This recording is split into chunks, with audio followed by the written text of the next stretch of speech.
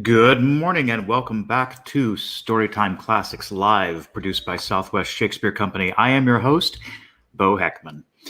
Today we'll be continuing in the epic story of the Count of Monte Cristo. Hope you're enjoying this series. And good morning to Stanley out there. Hello again. Everything is going well today. I hardly recognized you in last night in Two Gentlemen of Verona. I hope you enjoyed Two Gentlemen of Verona last night, and especially for Arizona Gives Day. We did a special broadcast of our fundraiser for Arizona Gives Day, which was Two Gentlemen of Verona, which I think you can still check out on our Facebook and YouTube pages. So you might want to do that. It was really quite a lovely show. And although Arizona Gives Day has passed, we would still be very willing and happy to accept your generous donation. I'm just going to toss that out there. So anyway, yes, thank you. I hope you enjoyed the show last night, Stanley. And I encourage you, if you are watching out there and you have not seen it yet, go and check out the Two Gentlemen of Verona on Southwest Shakespeare's Facebook or YouTube page. Mary Coleman. Morning after, Two Gents. How are you? Oh, just like a Verona hangover, you know. Pretty brutal, you know. Verona's a mean city. Lots of stuff happens there, especially in Shakespeare's universe. So, okay, enough babbling. I apologize for if you were watching the last episode that I was doing with Count of Monte Cristo. There were some technical problems. So hopefully we will not be plagued by such a thing today. And we'll be jumping in at chapter 35. And the title of this chapter is La Mazzolata. I really hope I got that right. This is an education for all of us. Really, it is. All right.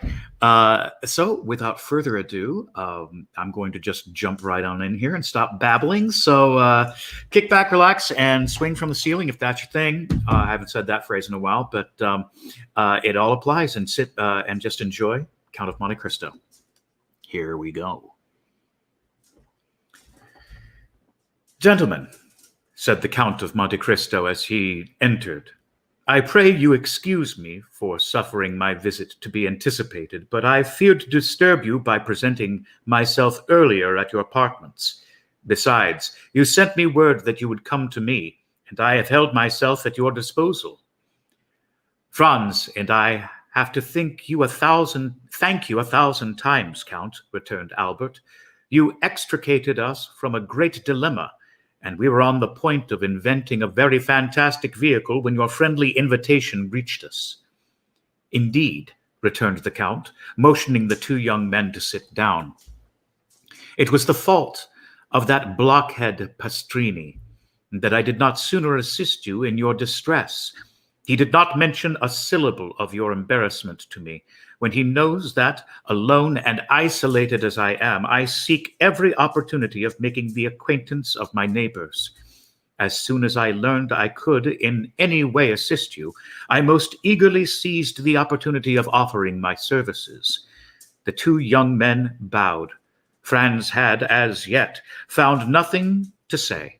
He had come to no determination, and as nothing in the Count's manner manifested the wish that he should recognize him, he did not know whether to make any allusion to the past or wait until he had more proof.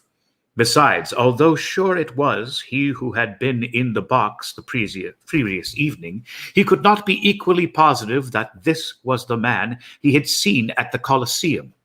He resolved, therefore, to let things take their course without making any direct overture to the Count. Moreover, he had this advantage. He was master of the Count's secret, while the Count had no hold on Franz, who had nothing to conceal. However, he resolved to lead the conversation to a subject which might possibly clear up his doubts. Count, said he, you have offered us places in your carriage and at your windows in the Ruspoli Palace. Can you tell us where we can obtain a sight of the Piazza del Popolo? Ah, said the Count negligently, looking attentively at Morcerf. Is there not something like an execution upon the Piazza del Popolo? Yes, returned Franz, finding that the Count was coming to the point he wished. Stay. I think I told my steward yesterday to attend to this. Perhaps I can render you this slight service also. He extended his hand and rang the bell thrice. Did you ever occupy yourself, said he to Franz, with the unemployment of time and the means of simplifying the summoning of your servants? I have. When I ring once, it is for my valet, twice for my majordomo, thrice for my steward. Thus do I not waste a minute or word. Here he is. A man of about 45 or 50 entered, exactly resembling the smuggler who had introduced Franz into the cavern, but he did not appear to recognize him. It was evident he had his orders. Monsieur Bertuccio, said the Count, you have procured me windows looking on the Piazza del Popolo as I ordered you yesterday. Yes, Excellency, returned the steward, but it was very late. Did I not tell you I wished for one? Replied the Count, frowning.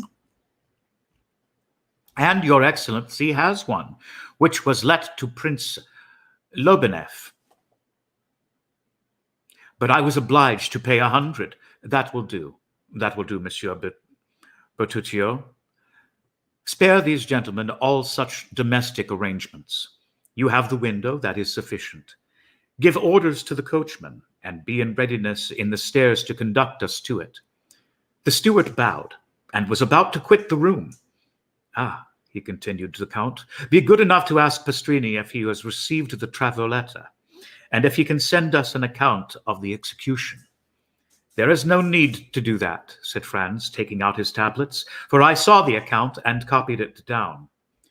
Very well, you can retire, Monsieur Bertuccio. Let us know when breakfast is ready.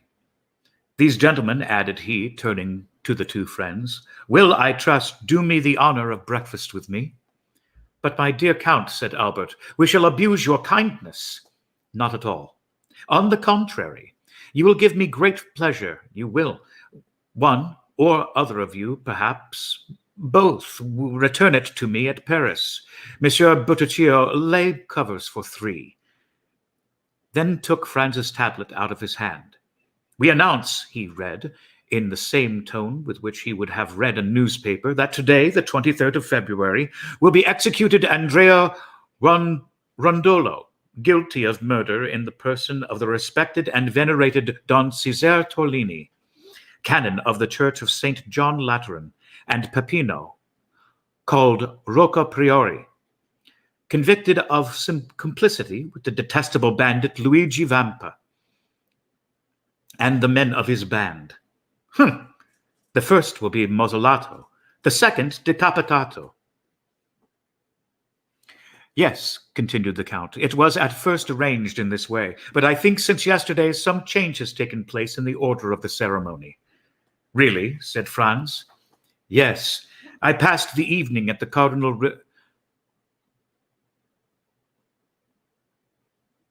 Respigliosi's, and their mention was made of something like a pardon for one of the two men. For Andrea Rondolo? Asked Franz. No, replied the Count carelessly. For the other, he glanced at the tablets as if to recall the name, for Peppino, called Rocca Priory. If you are thus deprived of seeing a man guillotined, but the Mazzoloa still remains, which is a very curious punishment when seen for the first time, and even the second, while the other, as you must know, is very simple. The mandaia never fails, never trembles, never strikes 30 times ineffectually, like the soldier who beheaded the Count of Chalais, and whose tender mercy Richelieu had doubtless recommended the sufferer. Ah, added the Count in a contemptuous tone, do not tell me of European punishments. They are in the infancy, or rather the old age, of cruelty. Really, Count, replied Franz, one would think that you had studied the different tortures of all the nations of the world. There are, at least, few that I have not seen, said the Count coldly. And you took pleasure in beholding these dreadful spectacles? My first sentiment was horror. The second, indifference. The third, curiosity. Curiosity? That is a terrible word. Why so? In life, our greatest preoccupation is death. Is it not, then, curious to study the different ways by which the soul and body can part, and how, according to their different characters, temperaments, and even the different customs of their countries, different persons bear the transition from life to death, from existence to annihilation? As for myself, I can assure you of one thing. The more men you see die, the easier it becomes to die yourself. And in my opinion, death may be a torture, but it is not an expiation. I do not quite understand you, replied Franz. Pray explain your meaning, for you excite my curiosity to the highest pitch. Listen, said the Count, and deep hatred mounted to his face as the blood would to the face of any other. If a man had by unheard of and excruciating tortures destroyed your father, your mother, your betrothed, and being who, when torn from you, left a desolation, a wound that never closes, in your breast, do you think the reparation that society gives you is sufficient when it interposes the knife of the guillotine between the base of the occiput and the trapezial muscles of the murderer? Occiput and the trapezial muscles of the murderer? And allows him who has caused us years of moral sufferings to escape with a few moments of physical pain? Yes, I know, said Franz, that human injustice is insufficient to console us. She can give blood in return for blood. That is all. But you must demand from her only what is in her power to grant. I will put another case to you, continued the Count, that where society, attacked by the death of a person, avenges death by death. But are there not 1,000 tortures by which a man may be made to suffer without society taking the least cognizance of them, or offering him even the insufficient means of vengeance, of which we have just spoken? Are there not crimes for which the impalement of the Turks, the augurs of the Persians, and the stake and the brand of the Iroquois Indians are inadequate tortures, and which are unpunished by society? Answer me, do not these crimes exist? Yes, answered Franz, and it is to punish them that dueling is tolerated. Ah, dueling, cried the Count, a pleasant manner, upon my soul, of arriving at your end when that end is vengeance. A man has carried off your mistress. A man has seduced your wife. A man has dishonored your daughter. He has rendered the whole life of one who had the right to expect from heaven that portion of happiness God is promised to every one of his creatures, an existence of misery and infamy. And you think you are avenged because you send a ball through the head or pass a sword through the breast of that man who has planted madness in your brain and despair in your heart? And remember, moreover, that it is often he who comes off victorious from the strife, absolved of all crime in the eyes of the world. No, continued the Count. I had to avenge myself. It is not thus I would take revenge. Then you disapprove of dueling? You would not fight a duel? Asked Albert in his turn, astonished at this strange theory. Oh, yes, replied the Count. Understand me, I would fight a duel for a trifle, for an insult, for a blow, and the more so that, thanks to my skill in all bodily exercises and the indifference to danger I have gradually acquired, I should be almost certain to kill any man. To kill my man. Oh, I would fight for such a cause, but in return for a slow, profound torture would give me the same, were it possible, An eye for an eye, a tooth for a tooth, as the Orientalists say. Our masters in everything, those favored creatures who have formed for themselves a life of dreams and a paradise of realities.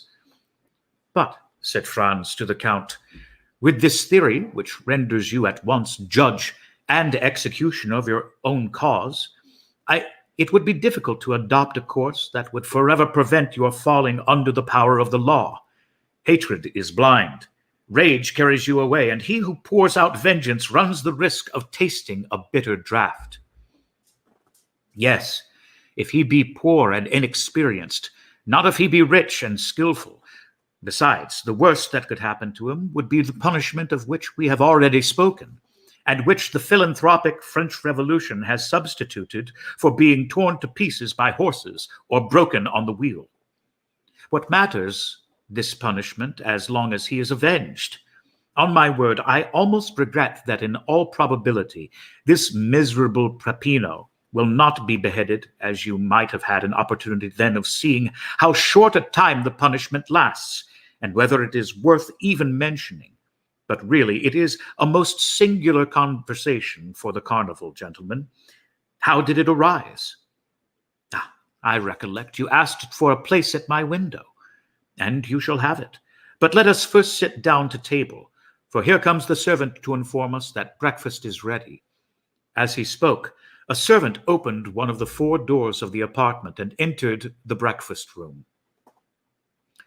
During the meal, which was excellent, an admirably served Franz looked repeatedly at Albert, in order to observe the impressions which he doubted not had been made on him by the words of their entertainer, but whether with his usual carelessness he had paid but little attention to him, whether the explanation of the Count of Monte Cristo with regard to dueling had satisfied him, or whether the events which Franz knew of had their effect on him alone. He remarked that his companion did not pay the least regard to them, but on the contrary ate like a man who for the last 4 or 5 months had been condemned to partake of Italian cookery, that is, the worst in the world. As for the Count, he just touched the dishes. He seemed to fulfill the duties of a host by sitting down with his guests and awaited their departure to be served with them some strange or more delicate food. This brought back to Franz, in spite of himself, the recollection of the terror with which the Count had inspired the Countess, and her firm conviction that the man in the opposite box was a vampire. At the end of the breakfast, Franz took out his watch. "Well," said the Count, "what are you doing?" "You must excuse us, Count," returned Franz, "but we have still much to do." "What may that be?" "We have no masks, and it is absolutely necessary to procure them." "Do not concern yourself about that. We have, I think, a private room in the Piazza del Popolo. I will have whatever costumes you choose brought to us, and you can dress there." "After the execution?" cried Franz. "Before or after, whichever you please." "Opposite the scaffold?"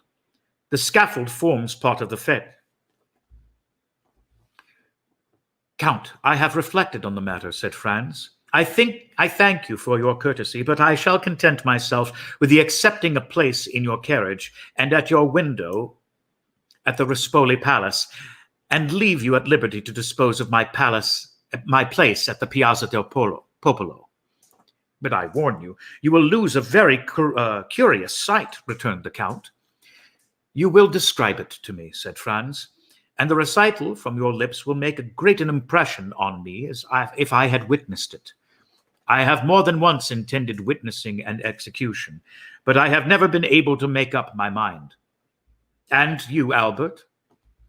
"I," replied the Viscount, "I saw Casting executed, but I think I was rather intoxicated that day, for I had quitted college at the same morning, and we had passed the previous night in a tavern. Besides, it is no reason, because you have not seen an execution in Paris, that you should not see one anywhere else. When you travel, it is to see everything. Think what a figure you will make when you are asked, 'How do they execute at Rome?' And you reply, 'I do not know.' And besides, they say that the culprit is an infamous scoundrel who killed with a log of wood a worthy canon who had brought him up like his own son. Diable! When a churchman is killed, it should be with a different weapon than a log, especially when he has behaved like a father. If you went to Spain, would you not see the bullfight? Well, suppose it is of the circus, and the sports where they killed 300 lions and 100 men. Think of the 80,000 applauding spectators, the sage matrons who took their daughters, and the charming vestiles who made the thumb of their white hands the fatal sign that said, "Come dispatch the dying." "Shall you go then, Albert?" asked Franz. "Ma foi, yes, like you. I hesitated, but the Count's eloquence decides me." "Let us go then," said Franz, since you wish it, but on our way to the Piazza del Popolo, I wish to pass through the Corso. Is this possible, Count?" "On foot, yes. In a carriage, no." "I will go on foot then." "Is it important that you should go that way?" "Yes, there is something I wish to see." "Well, we will go by the Corso. We will send the carriage to wait for us in the Piazza del Popolo by the Strada del Babino. For I shall be glad to pass myself through the Corso to see if some orders I have given have been executed." "Excellency," said the servant, opening the door, "a man in the dress of a penitent wishes to speak to you." "Ah, yes," returned the Count. "I know who he is. Gentlemen, will you return to the salon? You will find good cigars on the center table. I will be with you directly." The young men rose and returned into the salon, while the Count, again apologizing, left by another door. Albert, who was a great smoker and who had considered it no small sacrifice to be deprived of the cigars of the Café de Paris, approached the table and uttered a cry of joy on perceiving some veritable Puros. "Well," asked Franz, "what think you of the Count of Monte Cristo?" "What do I think?" said Albert, evidently surprised at such a question from his companion.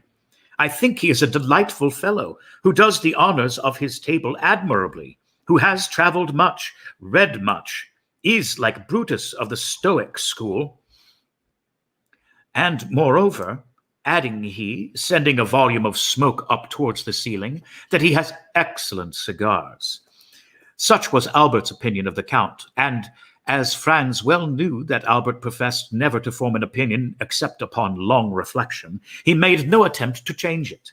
"But," said he, "did you observe one very singular thing?" "What?" "How attentively he looked at you." "At me?" "Yes," Albert reflected.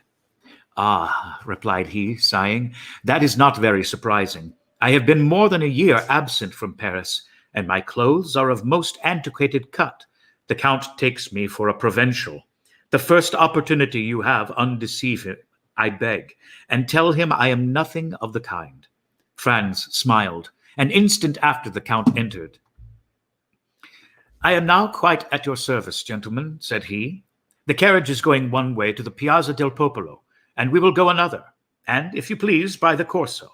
Take some more of these cigars, Monsieur de Morcerf." "With all my heart," returned Albert. "Italian cigars are horrible. When you come to Paris, I will return all of this." "I will not refuse. I intend going there soon, and since you allow me, I will pay you a visit. Come, we have not any time to lose. It is 12:30. Let us set off." All three descended. The coachman received his master's orders and drove down the Via del Bobino, while three gentlemen walked along the Piazza del Spagni and the Via Fratina, which led directly between the Fiano and Ruspoli palaces. Franz's attention was directed towards the windows of that last palace, for he had not forgotten the signal agreed upon between the man in the mantle and the Transtever peasant. "Which are your windows?" asked he out of the Count, with as much indifference as he could assume. The three last," returned he, with a negligence evidently unaffected, for he could not imagine with what intention the question was put. Franz glanced rapidly towards the three windows. The side windows were hung with yellow damask, and center one with white damask and a red cross. The man in the mantle had kept his promise to the transpontine, and there could now be no doubt that he was the Count. The three windows were still untenanted. Preparations were making on every side. Chairs were placed, scaffolds were raised, and windows were hung with flags. The masks could not appear. The carriages could not move about, but the masks were visible behind the windows, the carriages, and the doors. Franz, Albert, and the Count continued to descend the Corso. As they approached the Piazza del Popolo, the crowd became more dense, and above the heads of the multitude, two objects were visible. The obelisk, surmounted by a cross which marks the center of the square, and in front of the obelisk, at the point where the three streets del Babino, del Corso, and del Ripetta meet, the two uprights of the scaffold between which glittered the curved knife of the Mandia. At the corner of the street, they met the Count's steward, who was awaiting his master. The window let an exorbitant price, which the Count had doubtless wished to conceal from his guests, was on the second floor of the great palace, situated between the Via del Babino and the Monte Pincio. It consisted, as we have said, of a small dressing room opening into a bedroom, and when the door of communication was shut, the inmates were quite alone. On chairs were laid elegant masquerade costumes of blue and white satin. As you left the choice of your costumes to me, said the Count to the two friends, I have had these brought as they will be the most worn this year, and they are the most suitable on account of the confetti sweetmeats, as they do not show the flower. Hans heard the words of the Count, but imperfectly, and he perhaps did not fully appreciate this new attention to their wishes, for he was wholly absorbed by the spectacle that the Piazza del Popolo presented, and by the terrible instrument that was in the center. It was the first time Franz had ever seen a guillotine. We say guillotine because the Roman mandia is formed on almost the same model as the French instrument. The knife, which is shaped like a crescent that cuts with the convex side, falls from a less height, and that is all the difference. The two men seated on the movable plank on which the victim is laid were eating their breakfasts while waiting for the criminal. Their repast consisted apparently of bread and sausages. One of them lifted the plank, took out a flask of wine, drank some, and then passed it to his companion. These two men were the executioner's assistants. At this sight, Franz felt the perspiration start forth upon his brow. The prisoners, transported the previous evening from the Casio Nuovo to the little church of Santa Maria del Popolo, had passed the night, each accompanied by two priests, in a chapel closed by a grating, before which were two sentinels who were relieved at intervals. A double line of carbineers, placed on each side of the door of the church, reached to the scaffold and formed a circle around it, leaving a path of about 10 feet wide, and around the guillotine a space of nearly 100 feet. All the rest of the square was paved with heads. Many women held their infants on their shoulders, and thus the children had the best view. The Monte Pincio seemed a vast amphitheater filled with spectators. The balconies of the two churches at the corner of Via del Balbino and the Via de Ripetta were crammed, and steps, even a parti-colored sea that was impelled towards the portico. Every niche in the wall held its living statue. What the Count said was true. The most curious spectacle in life is that of death. And yet, instead of the silence and solemnity demanded by the occasion, laughter and jests arose from the crowd. It was evident that the execution was, in the eyes of the people, only the commencement of the carnival. Suddenly the tumult ceased, as if by magic, and the doors of the church opened.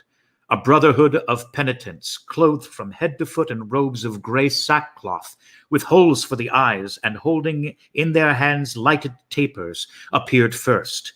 The chief marched at the head. Behind the penitents came a man of vast stature and proportions.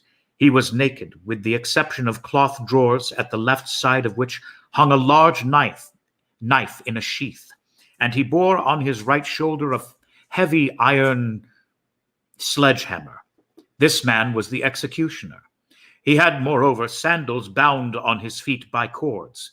Beneath the executioner came, in the order in which they were to die, first Peppino, and then Andrea. Each was accompanied by 2 priests. Neither had his eyes bandaged. Peppino walked with a firm step, doubtless aware of what awaited him. Andrea was supported by 2 priests. Each of them, from time to time, kissed the crucifix a confessor held out to them. At this sight alone, Franz felt his legs tremble under him. He looked at Albert. He was as white as his shirt, and mechanically cast away his cigar, although he had not half smoked it. The Count alone seemed unmoved. Nay, more a sight of color seemed striving to rise in his pale cheeks. His nostrils dilated like those of a wild beast that scents its prey, and his lips, half opened, disclosed his white teeth, small and sharp like those of a jackal. And yet his features wore an expression of smiling tenderness, such as Franz had never before witnessed in them. His black eyes especially were full of kindness and pity. However, the 2 culprits advanced, and as they approached, their faces became visible. Peppino was a handsome young man of 4 or 5 and 20, bronzed by the sun. He carried his head erect, and seemed on the watch to see on which side his liberator would appear. Andrea was short and fat. His visage, marked with brutal cruelty, did not indicate age. He might be 30. In prison he had suffered his beard to grow. His head fell on his shoulder. His legs bent beneath him, and his movements were apparently automatic and unconscious. Dr. Guillotin got the idea of his famous machine from witnessing an execution in Italy. As a footnote. "I thought," said Franz to the Count, "that you told me there would be but one execution." "I told you true," replied he coldly, "and yet here are 2 culprits." "Yes, but only one of these 2 is about to die. The other has many years to live. If the pardon is to come, there is no time to lose." "And see, here it is," said the Count. At the moment when Peppino reached the foot of the mandia, a priest arrived in some haste, forced his way through the soldiers, and, advancing to the chief of the brotherhood, gave him a folded paper. The piercing eye of Peppino had noticed all. The chief took the paper, unfolded it, and raising his hand, "Heaven be praised, and his holiness also," said he in a loud voice. "Here is a pardon for one of the prisoners." "A pardon?" cried the people with one voice. "A pardon?" At this cry, Andrea raised his head. "Pardon for whom?" cried he. Peppino remained breathless. "A pardon for Peppino, called Rocca Priori," said the principal friar, and he passed the paper to the officer commanding the carbineers, who read and returned it all to him. "For Peppino," cried Andrea, who seemed aroused from the torpor in which he had been plunged.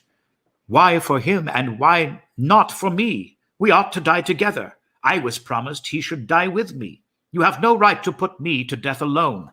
I will not die alone. I will not." And he broke from the priest, struggling and raving like a wild beast, and striving desperately to break the cords that bound his hands. The executioner made a sign, and his 2 assistants leaped from the scaffold and seized him. "What is going on?" asked Franz of the Count, for, as all the talk was in the Roman dialect, he had not perfectly understood it. "Do you not see," returned the Count, "that this human creature who is about to die is furious that his fellow sufferer does not perish with him? And, were he able, he would rather tear him to pieces with his teeth and nails than let him enjoy the life he himself is about to be deprived of? Oh, man, man, race of crocodiles, cried the Count, extending his clenched hands towards the crowd. How well do I recognize you there, and that all times you are worthy of yourselves. Meanwhile, Andrea and the two executioners were struggling on the ground, and he kept exclaiming, "He ought to die! He shall die! I will not die alone!" "Look, look!" cried the Count, seizing the young men's hands. "Look, for on my soul it is curious. Here is a man who had resigned himself to his fate, who was going to the scaffold to die. Like a coward, it is true, but he was about to die without resistance. Do you know what gave him strength? Do you know what consoled him? It was that another partook of his punishment, that another partook of his anguish, that another was to die before him, lead 2 sheep to the butcher's, 2 oxen to the slaughterhouse, and make one of them understand that his companion will not die. The sheep will bleat for pleasure, the ox will bellow with joy. But man whom God created in his own image, man upon whom God has laid his sole commandment to love his neighbor, a man to whom God has given a voice to express his thoughts. What is his first cry when he hears his fellow man is saved? A blasphemy. Honor to man, this masterpiece of nature, this king of creation. And the Count burst into laugh, a terrible laugh that showed he must have suffered horribly to be able thus to laugh. However, the struggle still continued, and it was dreadful to witness. The people all took part against Andrea, and 20,000 voices cried, "Put him to death! Put him to death!" Franz sprang back, but the Count seized his arm and held him before the window. "What are you doing?" said he. "Do you pity him? If you heard the cry of mad dog, would you take your gun? You would unhesitatingly shoot the poor beast, who, after all, was only guilty of having been bitten by another dog. Yet you would pity a man who, without being bitten by one of his race, has yet murdered his benefactor, and who, now unable to kill anyone because his hands are bound, wishes to see his companion in captivity perish? No, look! The command was needless. Franz was fascinated by the horrible spectacle. The 2 assistants had borne Andrea to the scaffold, and there, in spite of his struggles, his bites, his cries, had forced him to his knees. During this time, the executioner had raised his mace and signed to them to get out of the way. The criminal strove to rise, but ere he had time, the mace fell upon his left temple. A dull and heavy sound was heard, and the man dropped like an ox on his face, and then turned over on his back. The executioner let fall his mace, drew his knife, and with one stroke opened his throat, and mounting on his stomach, stamped violently on it with his feet. At every stroke, a jet of blood sprang from the wound. This time, Franz could contain himself no longer, but sank half-fainting into a seat. Albert, with his eyes closed, was standing grasping the window curtains. The Count was erect and triumphant like an avenging angel.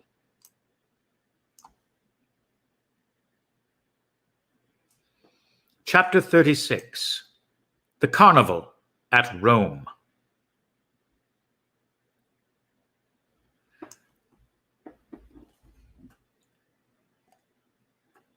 When Franz recovered his senses, he saw Albert drinking a glass of water, of which, to judge from his pallor, he stood in great need, and the Count, who was assuming his masquerade costume, he glanced mechanically towards the square.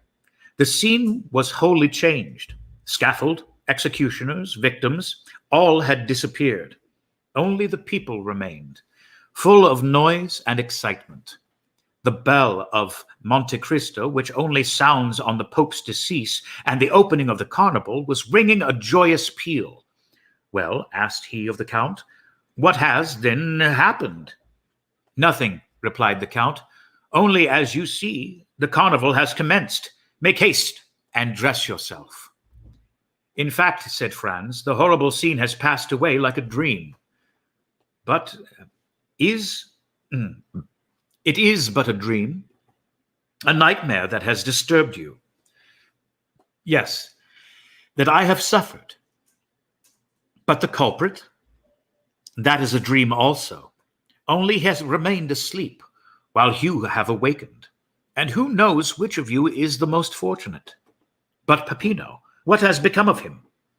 Peppino is a lad of sense who, unlike most men, who are happy in proportion as they are noticed, was delighted to see that the general attention was directed toward his companion. He profited by this distraction to slip away among the crowd, without even thanking the worthy priests who accompanied him. Decidedly, man is an ungrateful and egotistical animal. But dress yourself. See, Monsieur de Morcerf sets you the example. Albert was drawing on the satin pantaloon over his black trousers and varnished boots. Well, Albert, said Franz, do you feel much inclined to join the revels? Come, answer frankly. Ma foi, no, returned Albert, but I am really glad to have seen such a sight, and I understand what the Count said, that when you have once habituated yourself to a similar spectacle, it is the only one that causes you any emotion. Without reflecting that this is the only moment in which you can study character, said the Count, on the steps of the scaffold, death tears off the mask that has been worn through life, and the real visage is disclosed. It must be allowed that Andrea was not very handsome, the hideous scoundrel. Come, dress yourselves, gentlemen, dress yourselves. Franz felt it would be ridiculous not to follow his two companions' example. He assumed his costume and fastened on the mask that scarcely equaled the pallor of his own face. Their toilet finished, they descended. The carriage awaited them at the door, filled with sweetmeats and bouquets.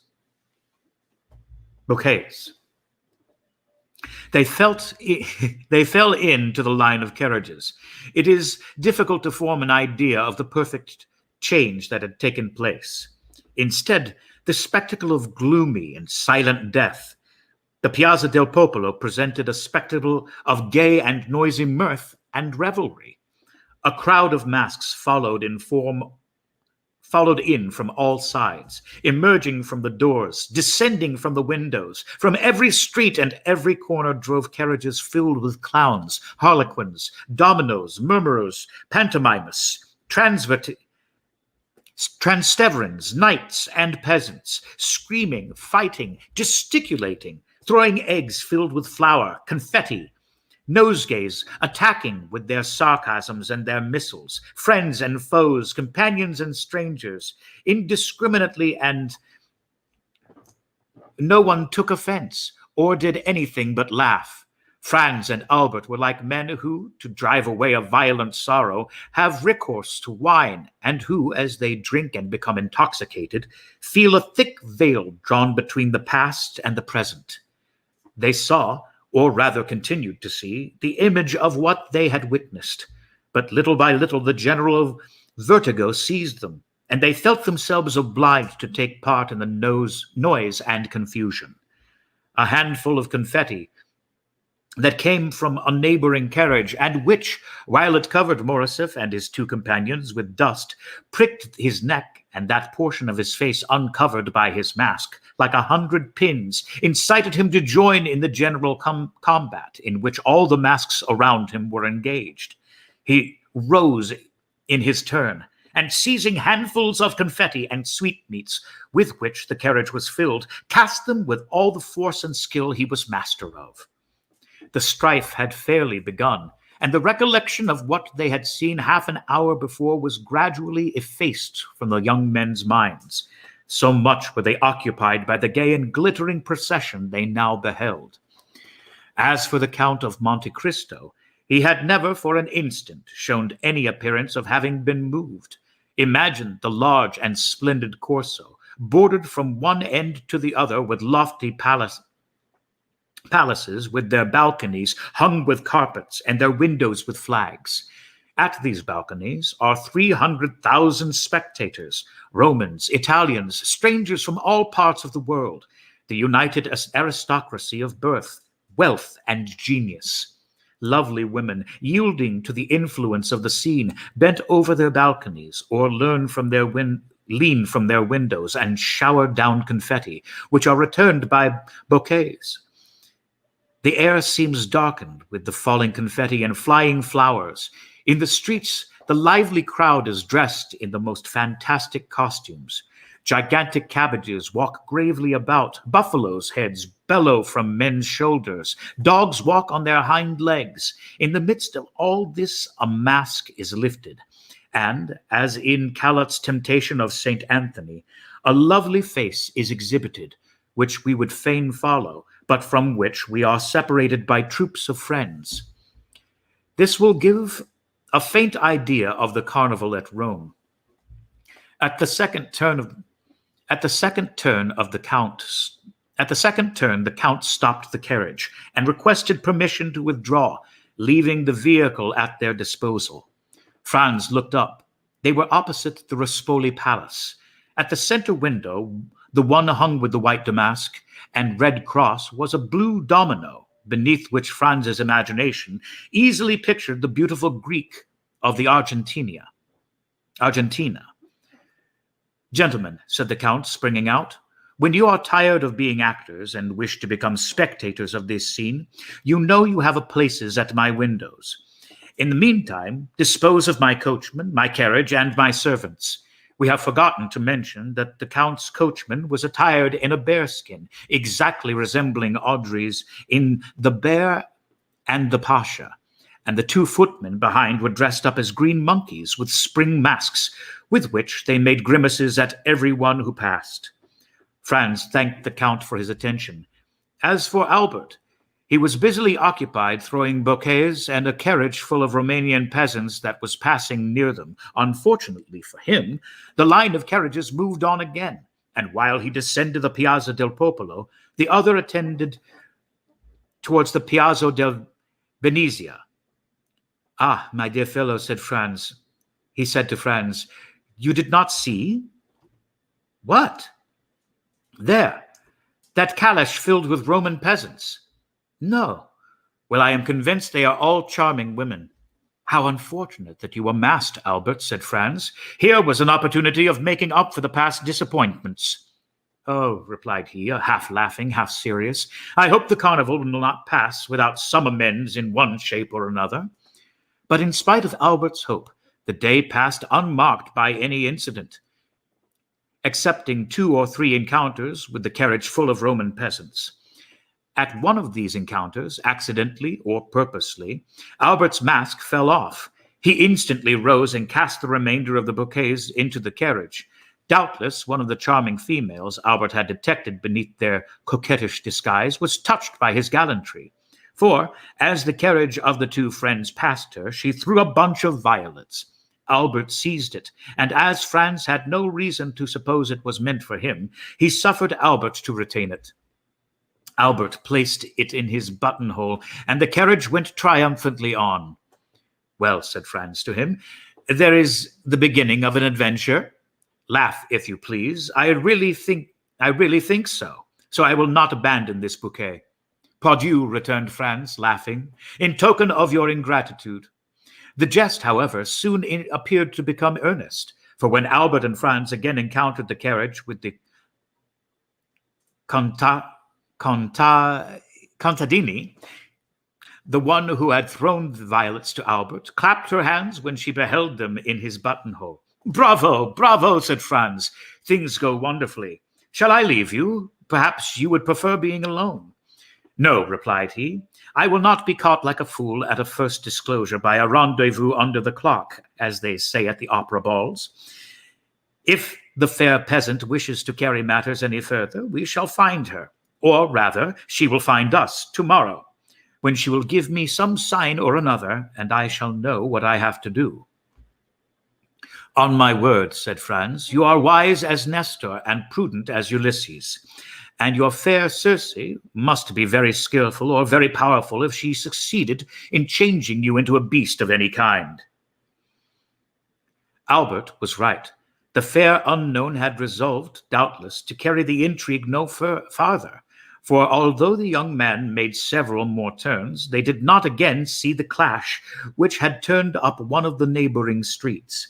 Then they returned to the Rispoli Palace, but the Count and the blue domino had also disappeared. The two windows hung with yellow damask, and were still occupied by the persons whom the Count had invited.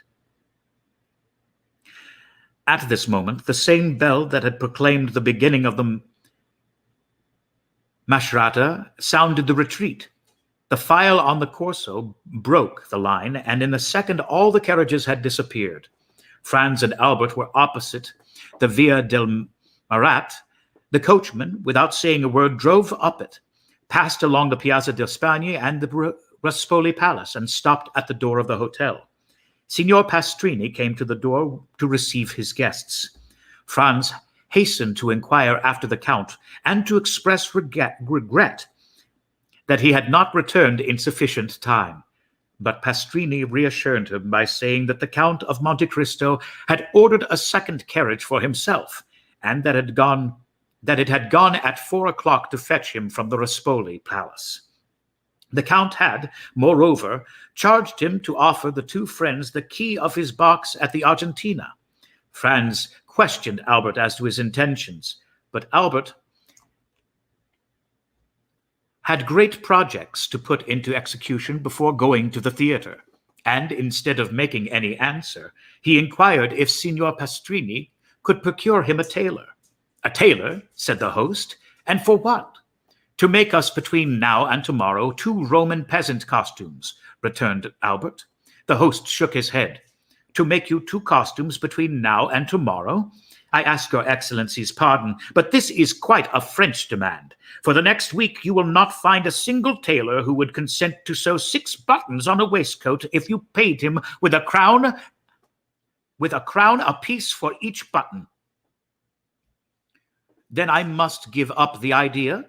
"No, we have them already made. Leave all to me, and tomorrow, when you awake, you shall find a collection of costumes with which you will be satisfied." "My dear Albert," said Franz, "leave all to our host. He has already proved himself full of resources. Let us dine quietly, and afterwards go and see the Algerian captive." "Agreed," returned Albert. "But remember, Signor Pastrini, that both my friend and myself attach the greatest importance to having tomorrow the costumes we have asked for." The host again reassured them they might rely on him, and that their wishes should be attended to, upon which Franz and Albert mounted to their apartments, and proceeded to disencumber themselves of their costumes. Albert, as he took off his dress, carefully preserved the bunch of violets. It was his token reserved for the morrow. The two friends sat down to table, but they could not refrain from remarking the difference between the Count of Monte Cristo's table and that of Signor Pastrini. Truth compelled Franz, in spite of the dislike he seemed to have taken to the Count, to confess that the advantage was not on Pastrini's side. During dessert, the servant inquired at what time they wished for the carriage. Albert and Franz looked at each other, fearing really to abuse the Count's kindness. The servant understood them. His Excellency, the Count of Monte Cristo, had, he said, given positive orders that the carriage was to remain at the lordship's orders all day, and they could therefore dispose of it without fear of indiscretion. They resolved to profit by the Count's courtesy, and ordered the horses to be harnessed, while they substituted evening dress for that which they had on, and which was somewhat the worse for the numerous combats they had sustained. This precaution taken, they went to the theatre, and installed themselves in the Count's box. During the first act, the Countess entered. Her first look was at the box where she had seen the Count the previous evening, so that she perceived Franz and Albert in the place of the very person concerning whom she had expressed so strange an opinion to Franz. Her opera glass was so fixedly directed toward them that Franz saw it would be cruel not to satisfy her curiosity, and, availing himself of one of the privileges of the spectators of the Italian theaters, who use their boxes to hold receptions, the two friends went to pay their respects to the Countess. Scarcely had they entered when she motioned to Franz to assume a seat of honor. Albert, in his turn, sat behind.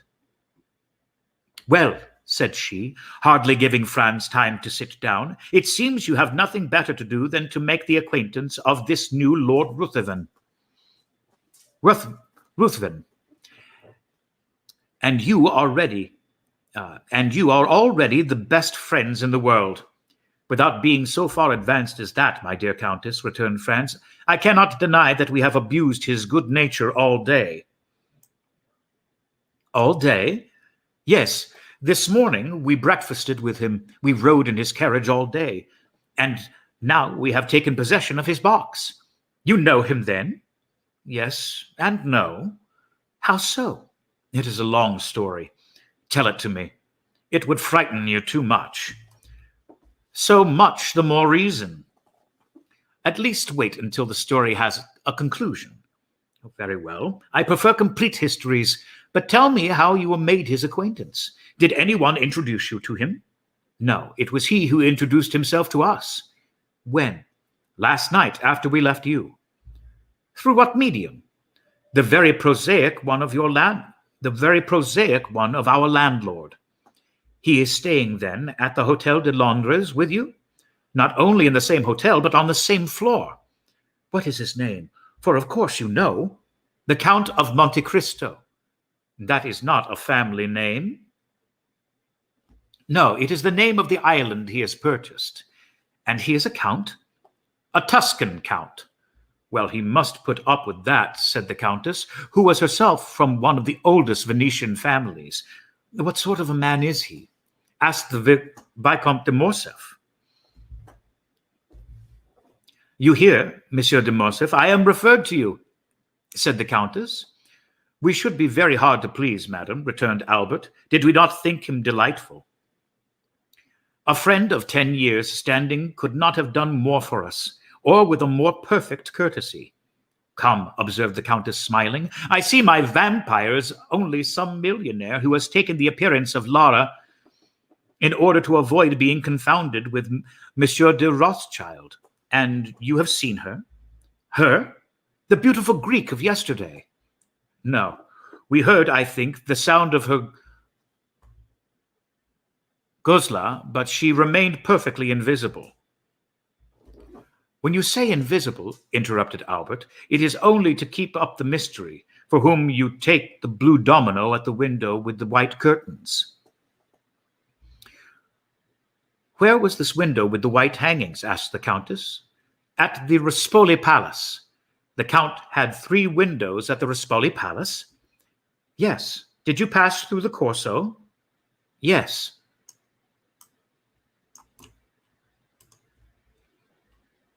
"Well, did you notice 2 windows hung with yellow damask and one with white damask with a red cross? Those were the Count's windows." "Why, he must be a nabob. Do you know that those 3 windows were what those 3 windows were worth? 200 or 300 Roman crowns? 2,000 or 3,000! The deuce! Does his island produce him such a revenue? It does not bring him a biaco. Then why did he purchase it?" "For a whim." "He is an original, then?" "In reality," observed Albert, "he seemed to me somewhat eccentric. Were he at Paris and a frequenter of the theaters, I should say he was a poor devil literally mad. This morning he made 2 or 3 exits worthy of Didier or Anthony." At this moment a fresh visitor entered, and, according to custom, Franz gave up his seat to him. This circumstance had, moreover, the effect of changing the conversation. An hour afterwards, the 2 friends returned to the hotel. Signor Pastrini had already set about procuring their disguises for tomorrow, and he assured them that they would be perfectly satisfied. The next morning, at 9 o'clock, he entered Franz's room, followed by a tailor who had 8 or 10 Roman peasant costumes on his arm. They selected 2 exactly alike, and charged the tailor to sew on each of their hats about 20 yards of ribbon, and to procure them with 2 of the long silk sashes of different colors with which the lower orders decorate themselves on fête days. Albert was impatient to see how he looked in his new dress: a jacket and breeches of blue velvet, silk stockings with clocks, shoes with buckles, and a silk waistcoat. This picturesque attire set him off to great advantage, and when he had bound the scarf around his waist, and when his hat, placed coquettishly on one side, let fall on his shoulder a stream of ribbons, Franz was forced to confess that costume has much to do with the physical superiority we accord to certain nations. The Turks used to be so picturesque with their long and flowing robes, but are they not now hideous with their blue frocks buttoned up to the chin, and their red caps, which make them look like a bottle of wine with a red seal? Franz complimented Albert, who looked at himself in the glass with an unequivocal smile of satisfaction. They were thus engaged when the Count of Monte Cristo entered.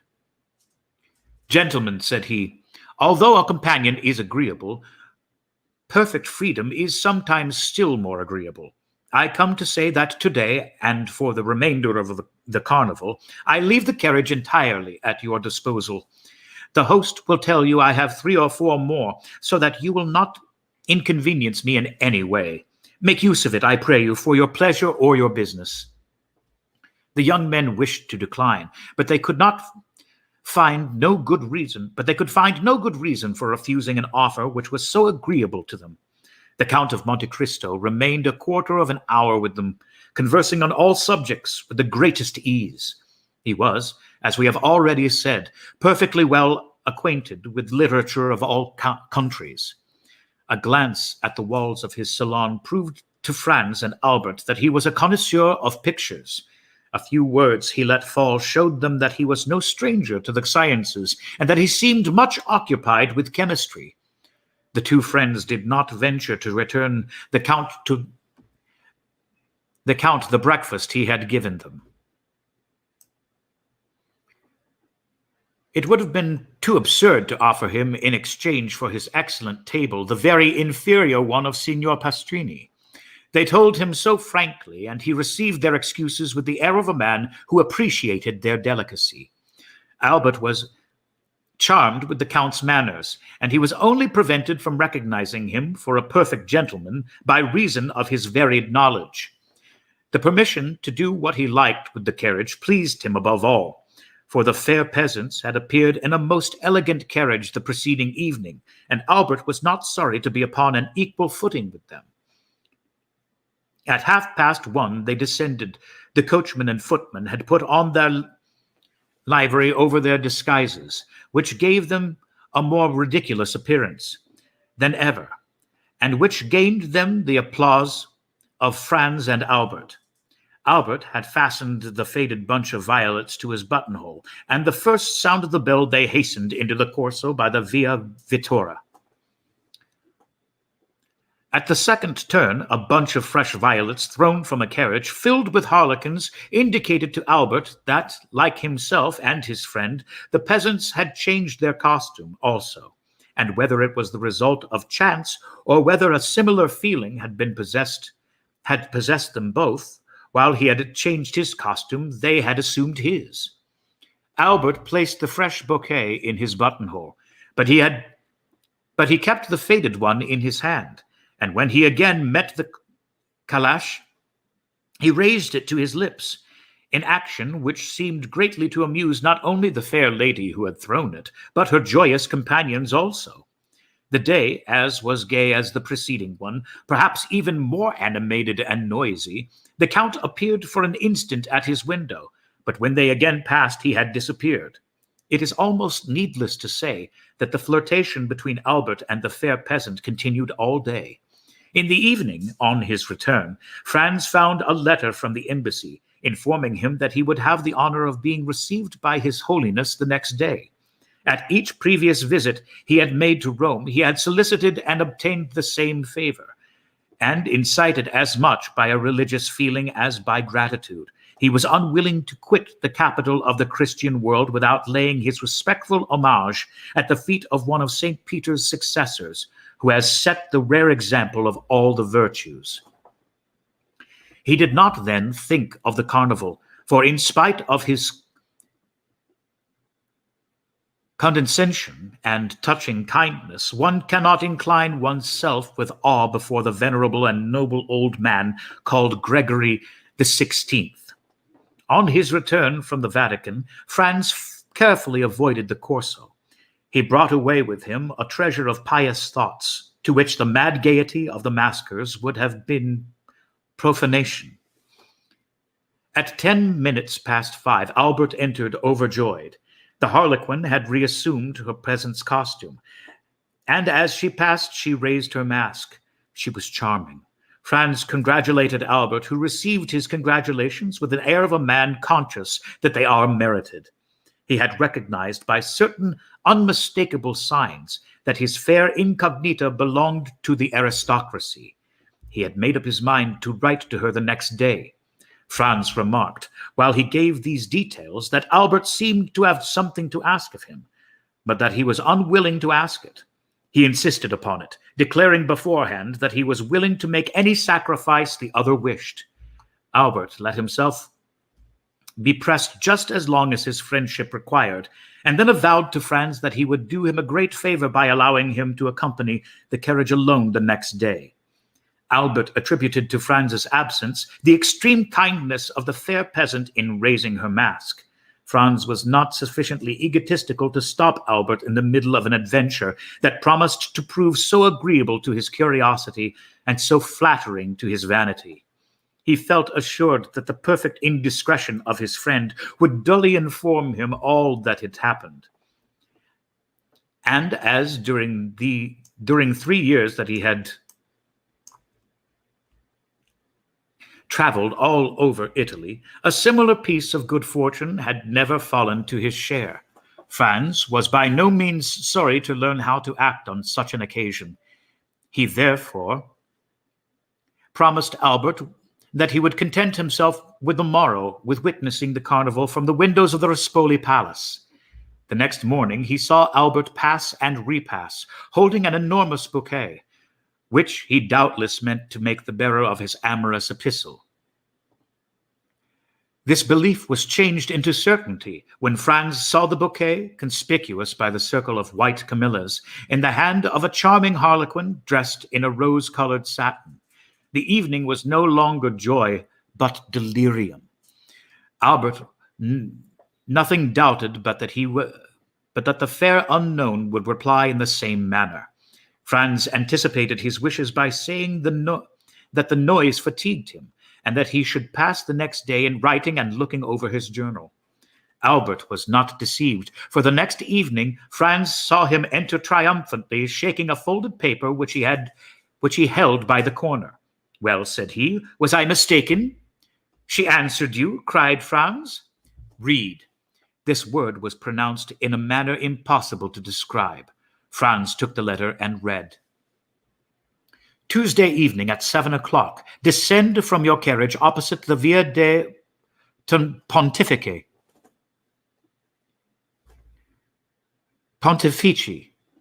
and follow the Roman peasant who snatches your torch from you.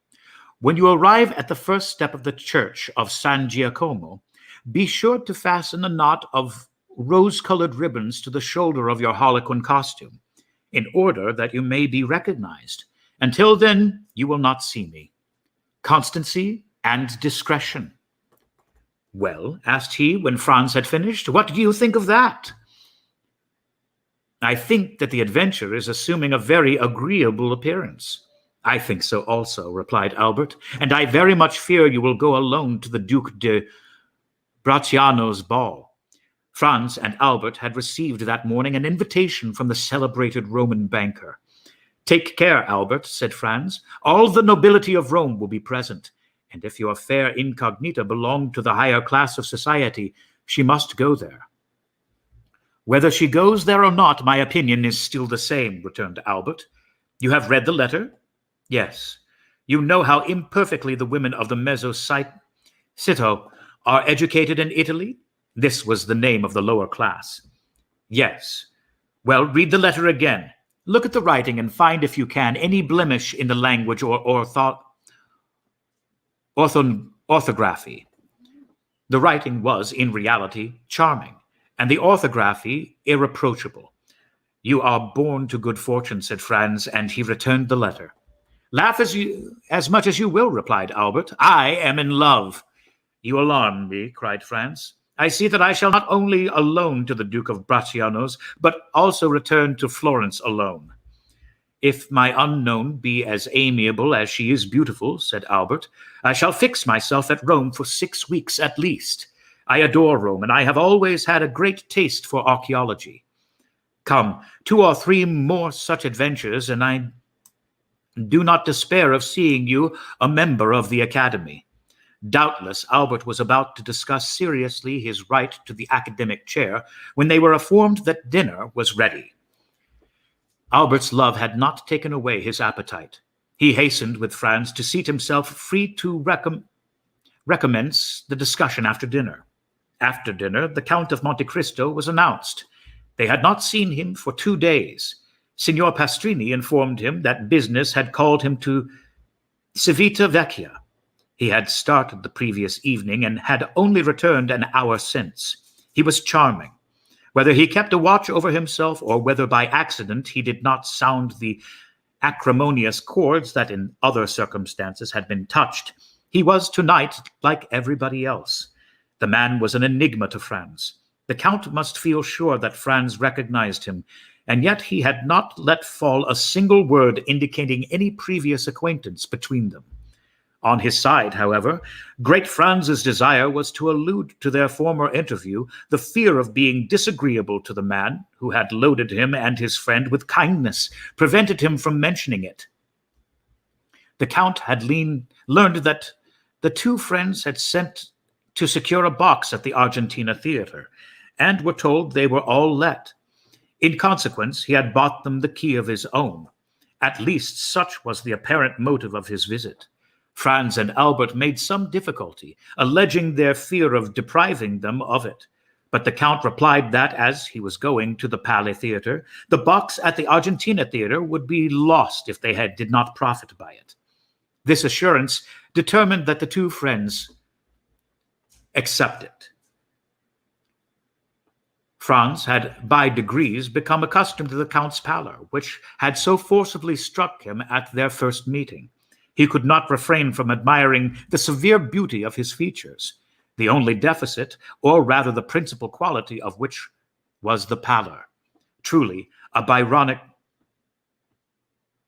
hero. Franz could not, we will not say, see him, but even think of him without imagining his stern head upon Manfred's shoulders or beneath Laura's helmet. His forehead was marked with the line that indicates the constant presence of bitter thoughts. He had the fiery eyes that seemed to penetrate to the very soul, and the haughty and disdainful upper lip that gives to the words it utters a peculiar character that impresses them on the minds of those whom they are addressed. The Count was no longer young. He was at least 40. And yet it was easy to understand that he was formed to rule the young men with whom he had associated at present, and to complete his resemblance with the fantastic heroes of the English poet. The Count seemed to have the power of fascination. Albert was constantly expectating on their good fortune in meeting such a man. Franz was less enthusiastic, but the Count exercised over him. Also, the ascendancy and strong mind always acquires over a mind less domineering. He thought several times of the project the Count had of visiting Paris, and he had no doubt but that, With his eccentric character, his characteristic face, and his colossal fortune, he would produce a great effect there. And yet he did not wish to be at Paris when the Count was there. The evening passed as evenings mostly pass at Italian theaters. That is, not in listening to the music, but in paying visits and conversing. The Countess wished to receive the subject of the Count, but Franz announced he had something far newer to tell her. And in spite of Albert's demonstrations of false modesty, he informed the Countess of the great event which had preoccupied them for the last 3 days. As similar intrigues are not uncommon in Italy, if we may credit travelers, the Countess did not manifest the least incredulity, but congratulated Albert on his success. They promised, upon separating, to meet at the Duke of Bracciano's ball, to which all Rome was invited. The heroine of the bouquet kept her word. She gave Albert no sign of her existence the morrow or the day after. At length Tuesday came, the last and most tumultuous day of the carnival. On Tuesday, the theaters open at 10 o'clock in the morning, as Lent begins after 8 that night. On Tuesday, all those who through want of money, time, or enthusiasm have not been to see the carnival before, mingle in the gaiety to contribute to the noise and excitement.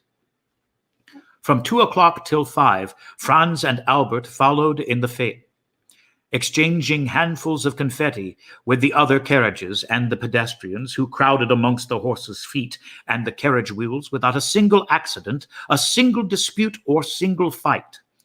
The fêtes were veritable pleasure days to the Italians. The author of this story, who has resided 5 or 6 years in Italy, does not recollect to have ever seen a ceremony interrupted by one of these events so common in other countries. Albert was triumphant in his harlequin costume. A knot of rose-colored ribbons fell from his shoulder almost to the ground, in order that there might be no confusion. Franz wore his peasant's costume. As the day advanced, the tumult became greater. There was not on the pavement, in the carriages, at the windows, a single tongue that was silent. A single arm did not move. It was a human storm, made up of a thunder of cries and a hail of sweetmeats, flowers, eggs, oranges, and nosegays. At 3 o'clock, the sound of fireworks let off in the Piazza del Popolo and the Piazza del Venezia, heard with difficulty amid the din and confusion, announced that the races were about to begin. The races, like the Macaulay, are of the episodes peculiar to the last days of the carnival. At the sound of the fireworks, the carriages instantly broke ranks and retired by the adjacent streets. All these evolutions are executed with an inconceivable address and marvelous rapidity, without the police interfering in the matter. The pedestrians ranged themselves against the walls. Then the trampling of the horses and the clashing of the steel were heard. A detachment of carbineers, 15 abreast, galloped up the Corso in order to clear it for the Barbieri. When the detachment arrived at the Piazza di Venezia, a second volley of fireworks was discharged to announce that the street was clear. Almost instantly, in the midst of a tremendous and general outcry, 7 or 8 horses, excited by the shouts of 300,000 spectators, passed by like lightning. Then the castle of St. Angelo fired 3 cannon to indicate that number 3 had won.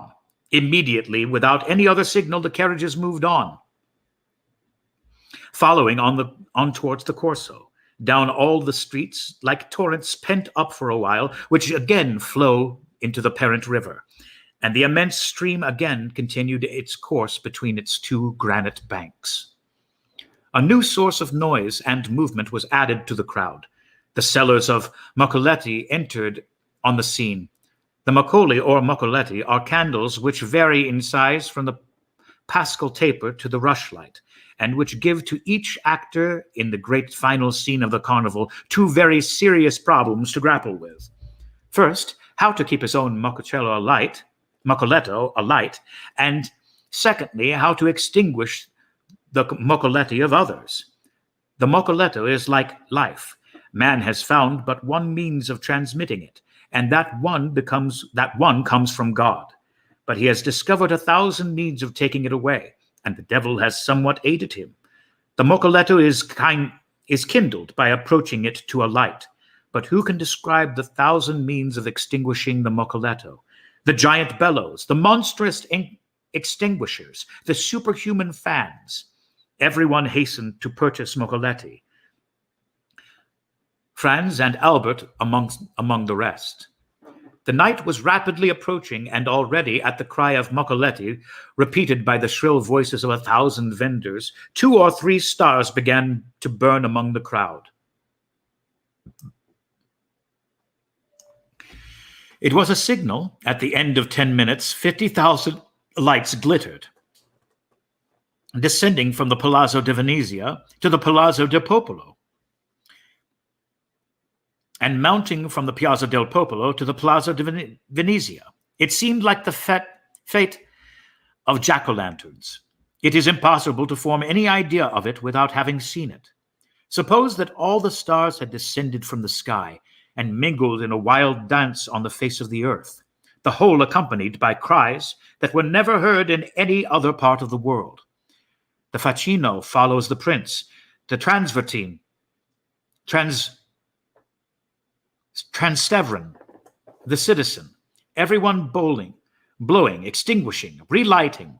Had old Aeolus appeared at this moment, he would have been proclaimed king of the Macoli, and Aquilo, the heir presumptive to the throne.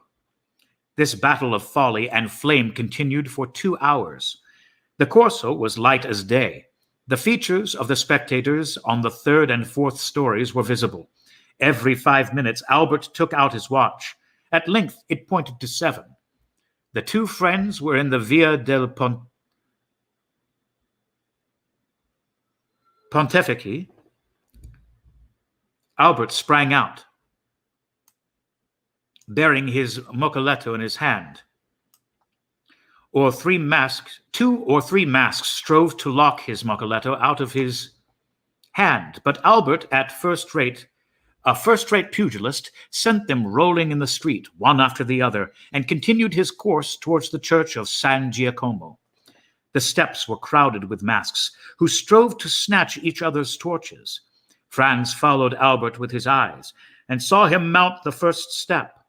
Instantly, a mask wearing the well-worn costume of a peasant woman snatched his mocoletto from him without his offering any resistance. Franz was too far off to hear what they said, but without doubt nothing hostile passed, for he saw Albert disappear arm in arm with the peasant girl. He watched them pass through the crowd for some time, but at length he lost sight of them in the Via Mascello. Suddenly, the bell that gives the signal for the end of the carnival sounded, and at the same instant all the mocoletti were extinguished, as if by enchantment. It seemed as though one immense blast of the wind had extinguished every one. Franz found himself in utter darkness. No sound was audible save that of the carriages that were carrying the maskers home. Nothing was visible save a few lights that burnt behind the windows. The carnival was over. And we will stop there and resume next time, which will be Friday, with Chapter 37, The Catacombs of Saint Sebastian. Thank you for tuning in today. Hope you're enjoying The Count of Monte Cristo. If you're going outside today, please wear a mask. We'll see you next time on Storytime Classics Live.